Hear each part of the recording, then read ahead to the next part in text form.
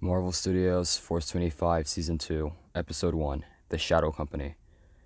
Act 1, Plainclothes Vigilante. Lance Davidson walks through Manhattan. He's got a lot on his mind, having recently discovered a metal known as adamantium in Japan during a mission with the rest of Force 25.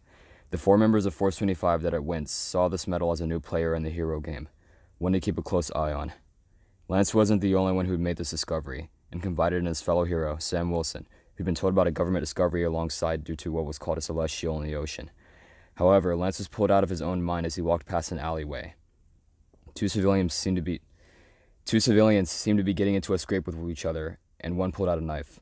The man looked crazy, with greasy hair and a deranged posture.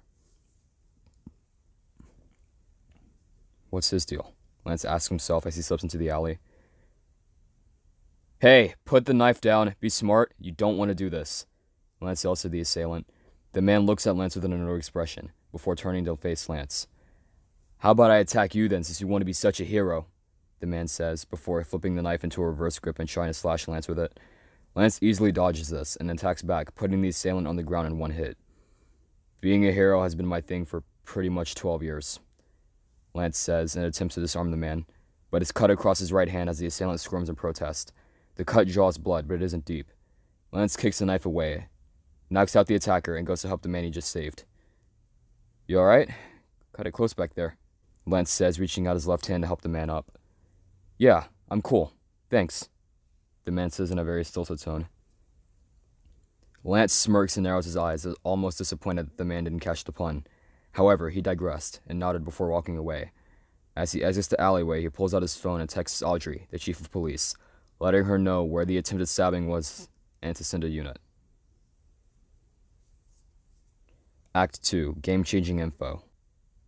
At his apartment, Lance wraps his hand in gauze, thinking nothing of the cut, unless his mind hasn't really felt all there since he got back from Japan, and his head shoots up from his kitchen as he sees Kate Bishop exit their kitchen. Hey, I thought you were supposed to be out with Kamala today, Lance says, surprised at the sight of her.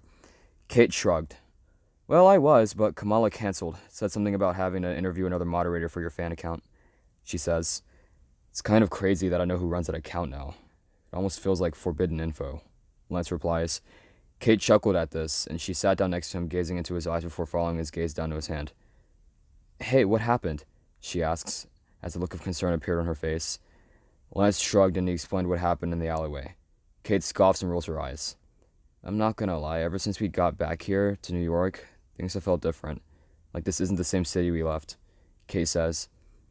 Kate is right. The energy in the city is wrong. Like something is about to go down.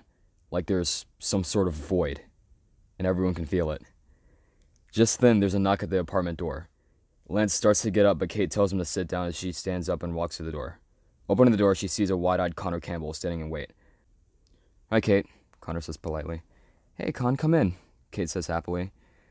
Lance smiles at the sight of the Northeast soldier. Hey, it's the agent of S.H.I.E.L.D., Lance says, rising up to greet his friend.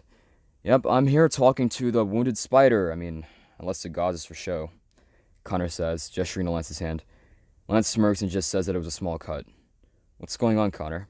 Kate asks. Connor takes a deep breath and starts to explain.